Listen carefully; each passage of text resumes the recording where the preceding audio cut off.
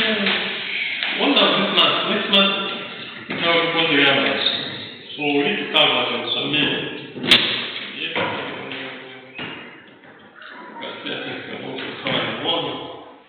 So we need to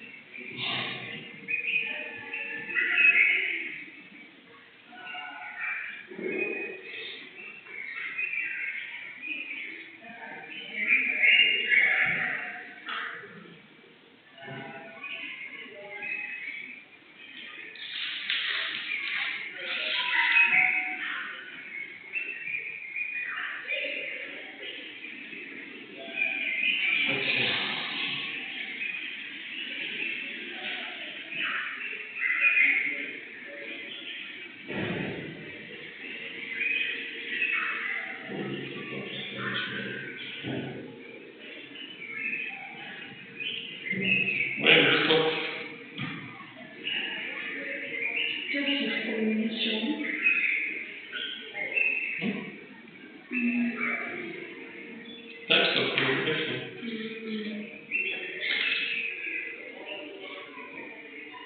And what did you say?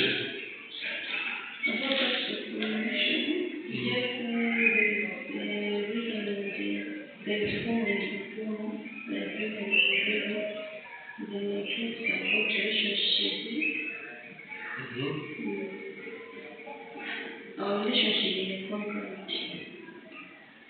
We stopped there.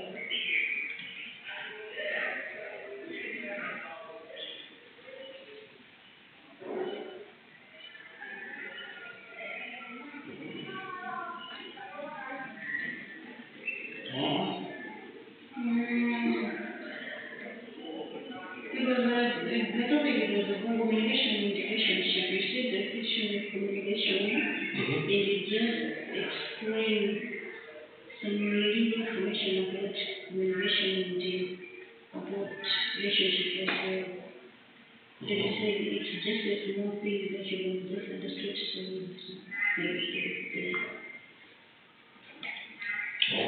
yeah.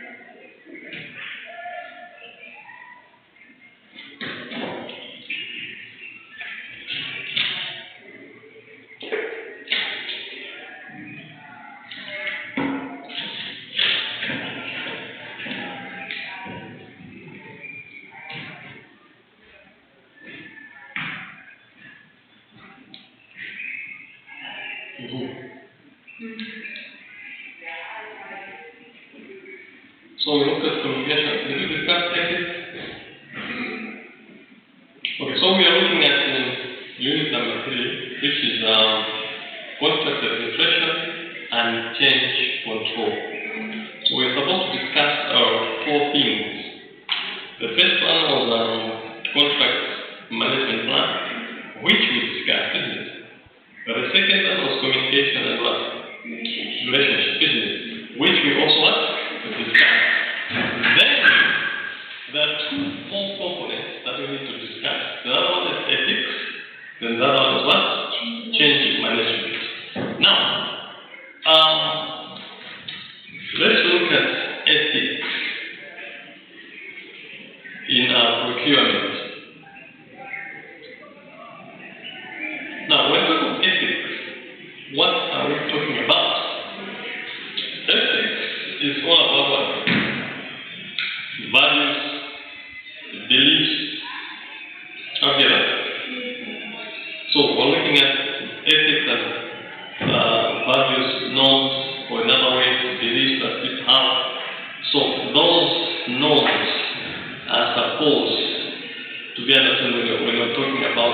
procurement. Now, a norm is what? So, to be ethical in procurement is the ability to have an understanding feeling that will differentiate between a wrong and what? The right unit. So the feeling that differentiates the wrong things and the right things, isn't it? So as procurement officer, as someone who is procurement, you should be able to differentiate an ethical procurement and something that is not what? Ethical. In this case, something that is right and something that is what? Wrong. That is what we call ethics. Or that's what ethics are about. It's about norms. What are the norms, the culture, the beliefs that we have? Using those beliefs, norms, or cultures, are you able to differentiate between a wrong and the right thing? Again, can you tell that this activity I'm undergoing or that activity I'm about to take will actually bring wrong results, or is a wrong activity, or is the right activity? So you should be able to understand that. Now, when we talk about, so we're looking at ethics as values. So ethics can be defined as values that the global project management community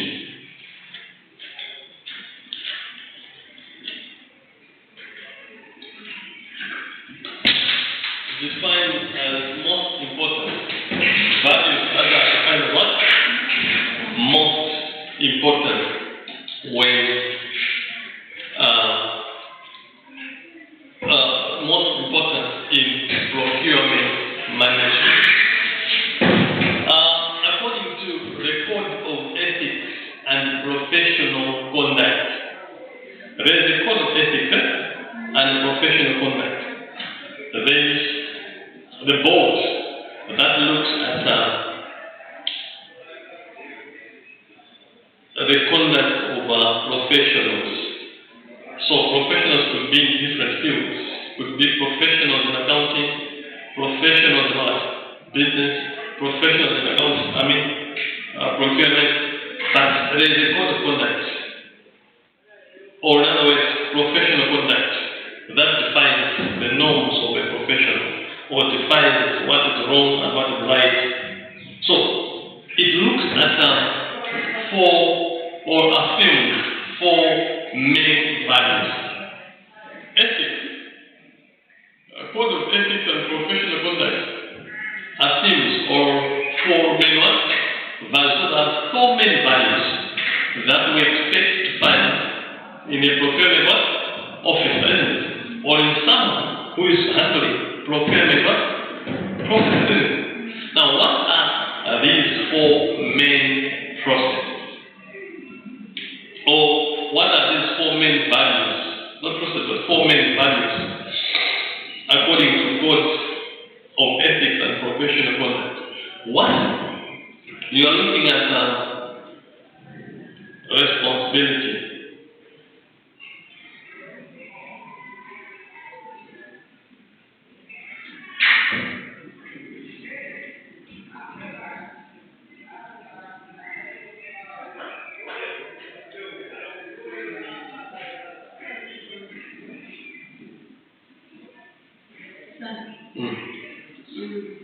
So there's four. The first one was responsibility. The second one is respect. Then the third one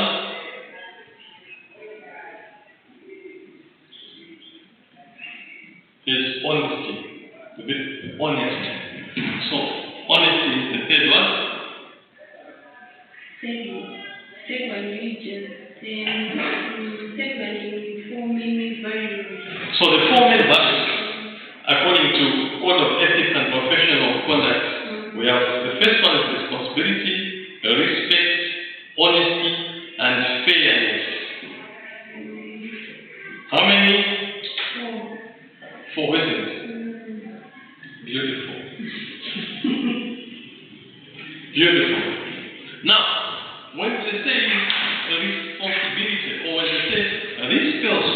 is responsible. What do they mean? To be responsible person, who is the responsible person?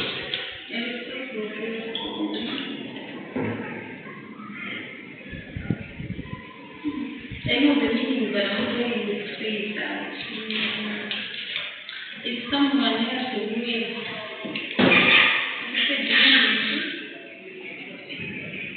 there's a responsible person and there's an irresponsible person.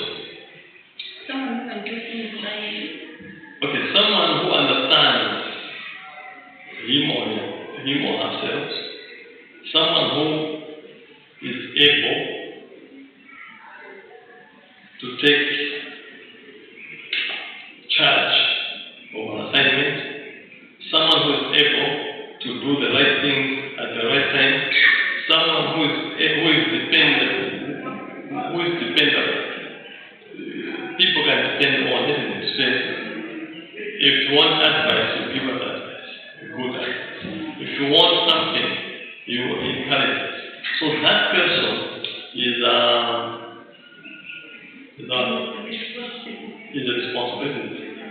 responsible person. Now, commercial, when you're responsible, you become accountable, isn't it? In procurement, a procurement is just a component within the organization, isn't it? There is a state within the organization. So procurement is just a subset of what? The entire state, isn't it? Because apart from procurement, there is accounting department, there is HR, there is marketing, and there are any other department that you have. So, you as a procurement, you have to be responsible people. You have to discharge your responsibilities with confidence, with all your heart, so that people are able to understand you, to depend on you, that you can make the right decisions, you can do the right procurement. So, people in the procurement are supposed to be responsible, isn't it? They have to take responsibilities. They have to know what to do, how to do it, and in what manner to do that particular thing, isn't it? Like the decision you were about to take today, that is a responsible decision. You say, because my friends are not coming to school, so I can just cancel the class because I can't believe neck one-to-one alone. But because you're here, we say you are responsible. Understood? You are responsible because you are here. Number two, we say respect. What is respect in the Jannah? This guy is very respectful.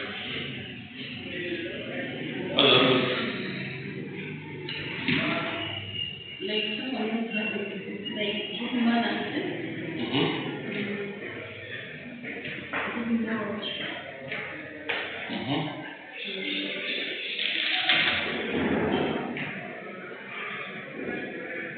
Good knowledge. Good manners, what else?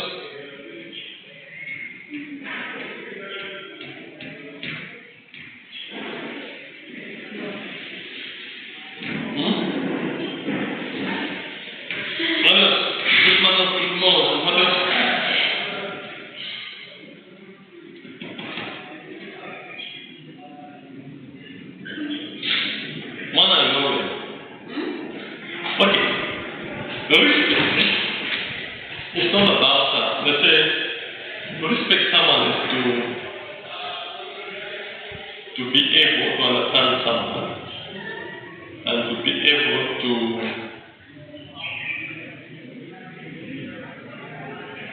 consider someone, to be able to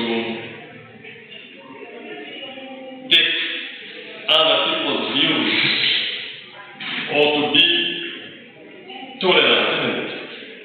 So that you are able to accommodate other people's views, that's being respectful, isn't it? For us to have efficient and effective procurement process, there is need for us to be respectful, to show respect to what? Authorities, respect to what? Customer, could be customers, respect to what? Suppliers, isn't it?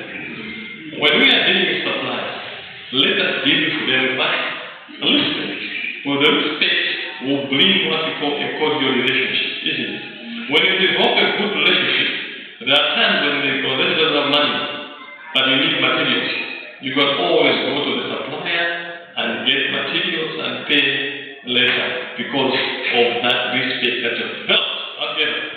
Even customers, if you are selling a product, you should be able to respect the customer so that they can come and buy more from us, from you. That is very, very important. Understood that? So that's what we call respect. You have to respect your elders or your authorities. In the procurement department, you are an officer, there are managers, there are directors. You need to give them your respect. That will help you to develop a good or a cordial relationship within the organization. Now, if within the organization you are able to have a relationship that is cordial, what it means is that relationship will go as far as what? To the external partners. In this case, we're talking about other stakeholders like customers, suppliers, any other governments, tax authorities. You treat them with respect. The model, then honesty. Have you ever lied? Have you lied today? Have you lied today? Have you lied today? Did you lie yesterday? What did you lie? It's time for confessions. Okay, I read that in school. I always told them how classes you might take by the right hand. But you got them. Where is it? Where is it? Area 66. Oh, where did I buy them? City Center. Oh, why did you lie? Because I want to have more time to read. Okay. So then that one is honest. To be honest means to be truthful, isn't it? Always saying the truth. Always presenting matters as they are like, isn't it? You don't have to add or subtract anything, isn't it? In procurement, when you are dealing with suppliers, present the information as it's supposed to be presented, isn't it? Don't add anything, don't take out anything. Just present as it is. You know that?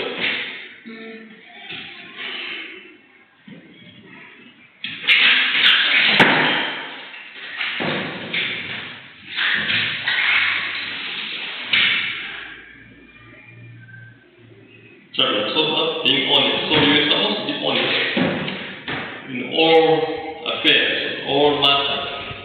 You're supposed to be fair, very fair.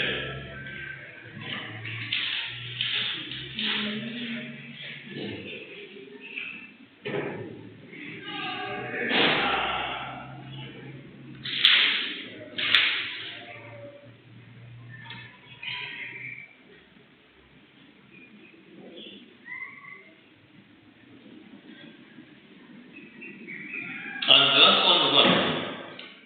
Fairness. To be fairness is what? Is to treat customers equal.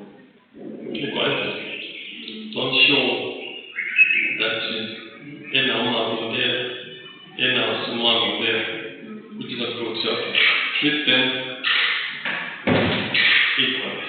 That's being fair. So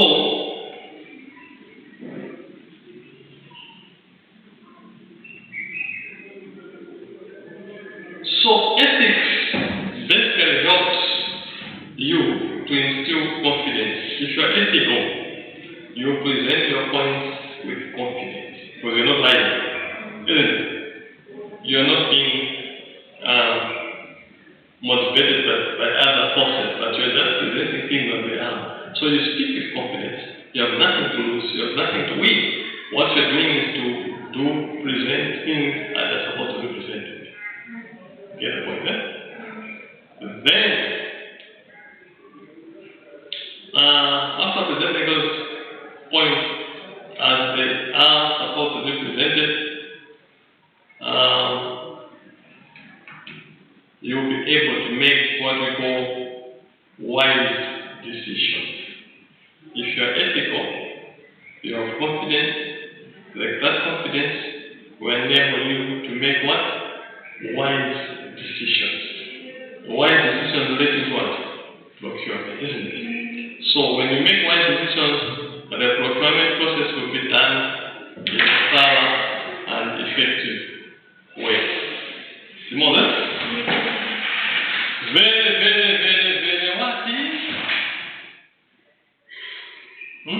is? Very what is? Very good. Do you have questions on ethics? So procurement has to be ethical. You need to instill confidence. You have to be very responsible. Fairness has to be there. And what have you?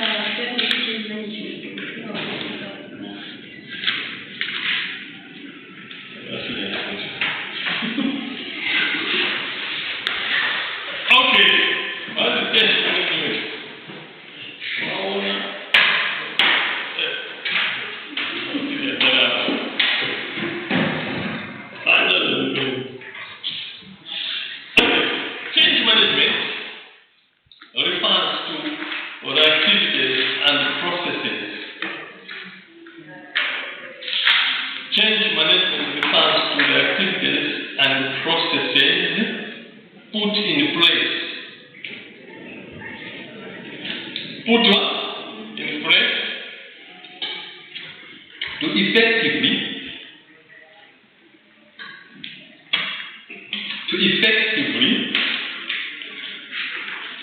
plan,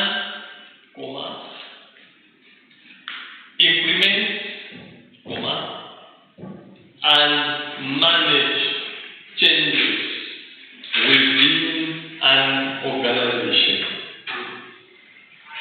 Do you believe that when you make a plan today, that I'll do A, B, C, D, from here to the chances that that plan can change, and it's possible for you to change the plan, or not to fulfill what you plan, or to do something contrary to what you plan, isn't it? For example, so now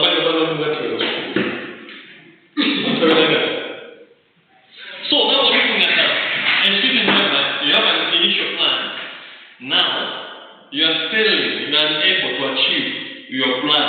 So what do? Maybe the resources are not there. Maybe there are some obstacles that are preventing you from achieving your objectives or goals. Now what do? You need to do something to the initial plan in order to meet the objective. So, because the initial plan will change, then you need to manage that variance, that change. So how do you manage the change? How do you manage that change? That's what we're saying. Activities, you put together activities that will help you to effectively plan, implement, and manage what we call the changes. Because you have failed to achieve what you wanted to achieve. You are not meeting the initial plan. What do? You need to put in place some strategies to achieve the changes within the organization. So the change management aims to minimize. So it aims to minimize the negative impact of change and to ensure the successful adoption of new practices. It helps to minimize the negative impact of change. Change in my. If someone tells you,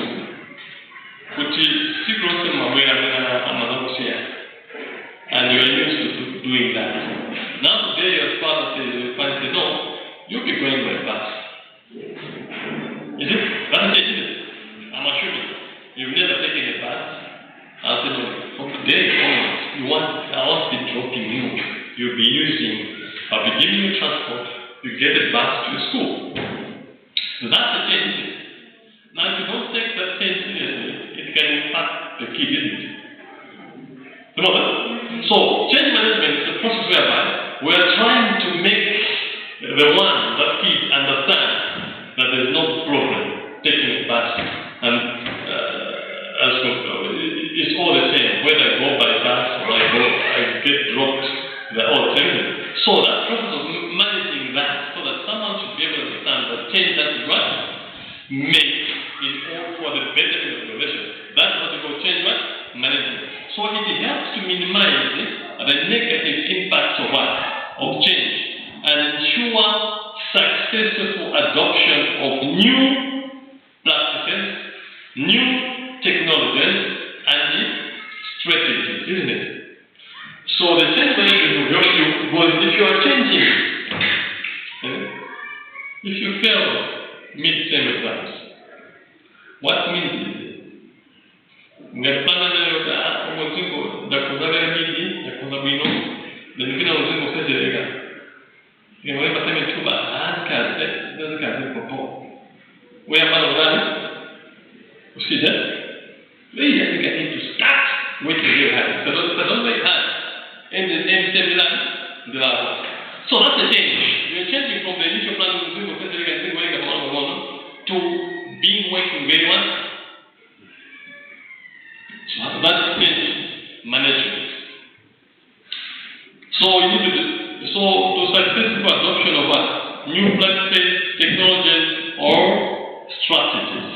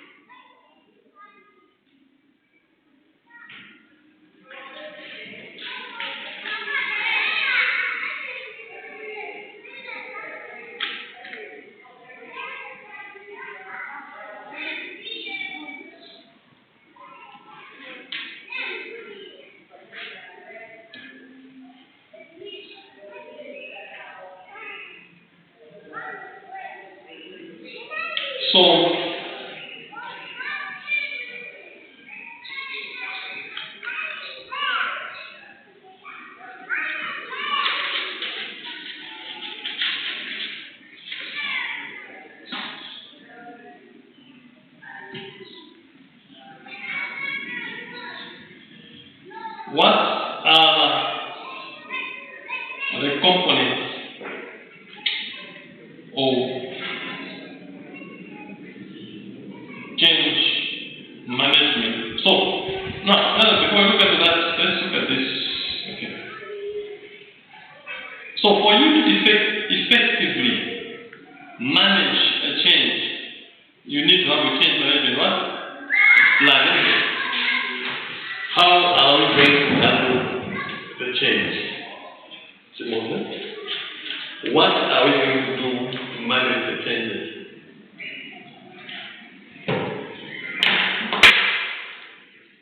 So that will give us an understanding to say what should we put in that plan that will help us to manage what? Changes.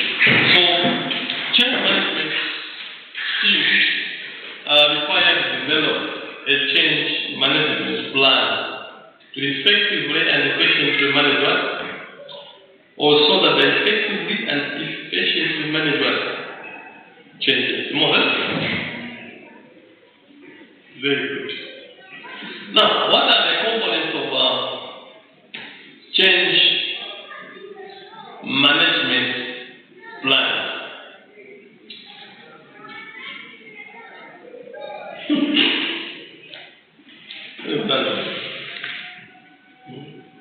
So, again, have you eaten? What did you eat? Are you fasting? No, no, mine is fasting. There's a man with a rich boy here. That's my dad. That's my dad. That's what so did you buy what? Dad, Mogana? Why did you buy it? That day? Dad, full dad. He was my full dad and full dad. You went to some school? Where? You went to some school? Where? St. Anne's.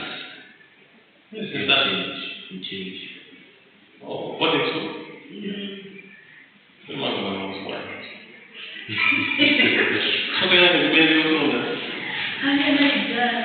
Now, what are the projects? So we need to have we need to have a change management plan. So in terms of change management plan, but we need to apply it. A change management plan is a comprehensive document that outlines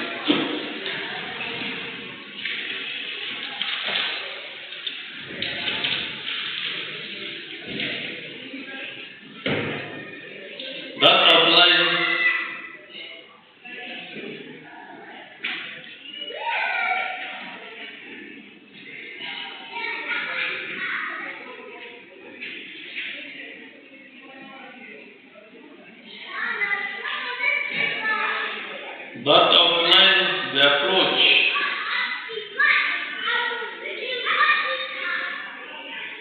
strategies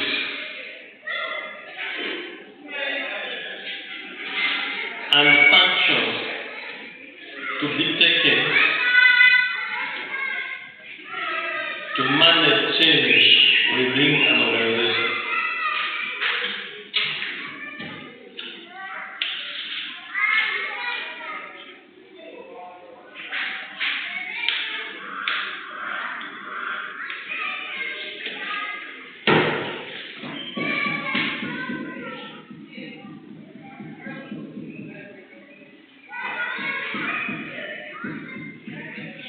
So, it typically includes the following components.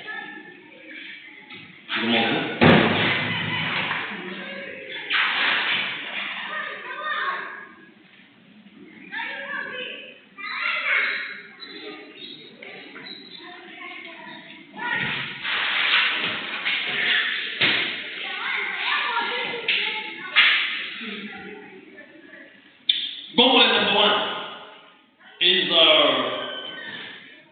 objectives. management plan must have what we call, or what? Objectives. What is an objective? Achievement. I'm sure. And objective and achievement. Are we serious here? To achieve something. Objective. An objective. Why do you live? Why do you come to school? To get knowledge. So maybe to find a husband. I want to get knowledge. But to find a husband, would you leave?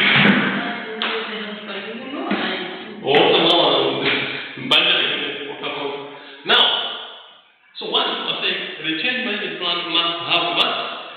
Objective. So the question is, what is an objective? So objectives, basically looking at that, should define the goals and objective of change management efforts. So the management plan should define the goals and objectives of the change management effort. Why are we putting our effort on change management? What do we want to achieve?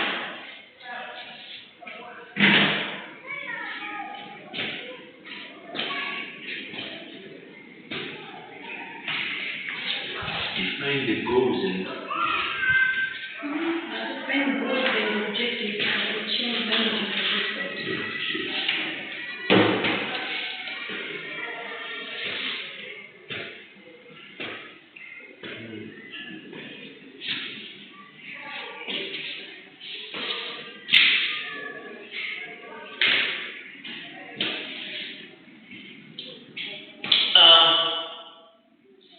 Such as minimizing disruption, maximizing adoption,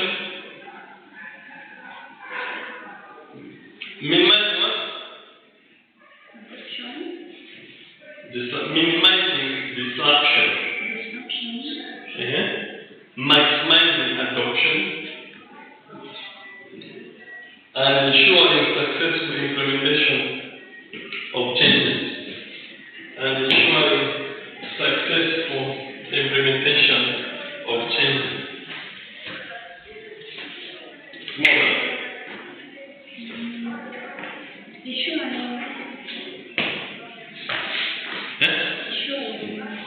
I'm saying ensuring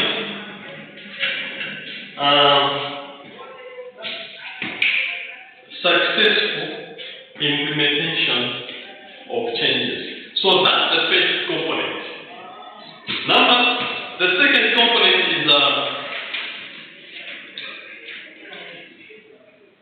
stakeholder analysis.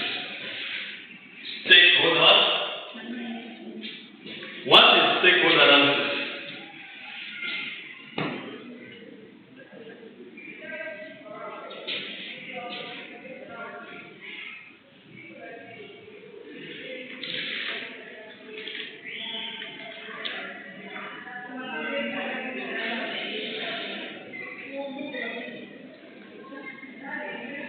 What is stakeholders? What are stakeholders? Or who are stakeholders? Now, we're looking at everyone who's part of that change, isn't it? Everyone who's going to be affected by the change is what? A stakeholder. So we need to do stakeholder analysis. So you need to identify all relevant stakeholders and their roles in the change process. Who are the stakeholders? The stakeholder will be the person who is affected. Stakeholder will be a person who is going to implement the change, isn't it? Or who's going to manage, who's going to handle the change process. That one is a what? A stakeholder. So we're looking at all the stakeholders and define what is the role of each and every stakeholder in the change process.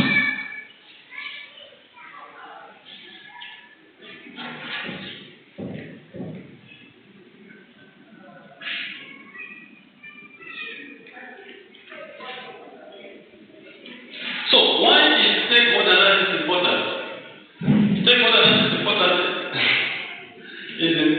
because it helps so it helps in understanding their concerns, needs,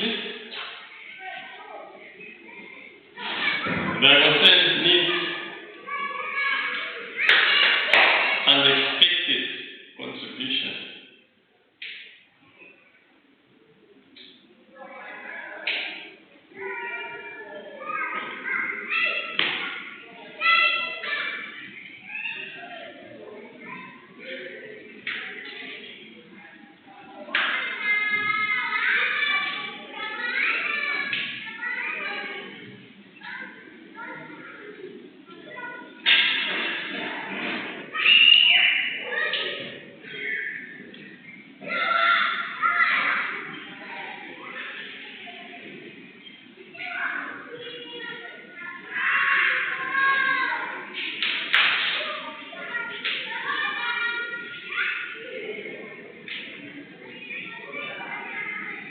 So,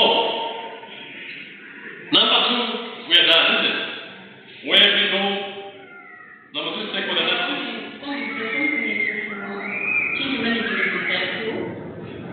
No, number 2 we're done. Are we done, number 2? So, starting number 3. Come on, take each time and take time. So, coming in almost here. Number 3, change management team and laws. The first step is in that plan, you need to set what? Objective, isn't it? And the second one is that you need to do stakeholder analysis. Who are the people that are affected by this? Who are the people that will participate in the change process? Who are the people who are going to implement the change? Who are the people who are affected by the change? So that's stakeholder analysis. So that will help you to understand the concerns. Actually, the concerns out. They will also give you the needs, and they will also give you the expected what? Contribution. Number 3, change management team and laws. So you need to specify the laws and responsibilities of change management team members. So what it means is you have to come up with what? A team, isn't it? A team that will manage the transition, or the team that will manage the change from this to that.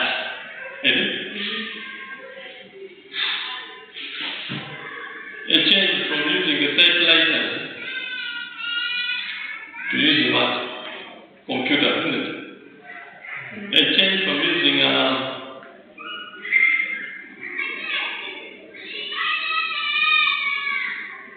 ground phone to a mobile what? Phone, isn't it?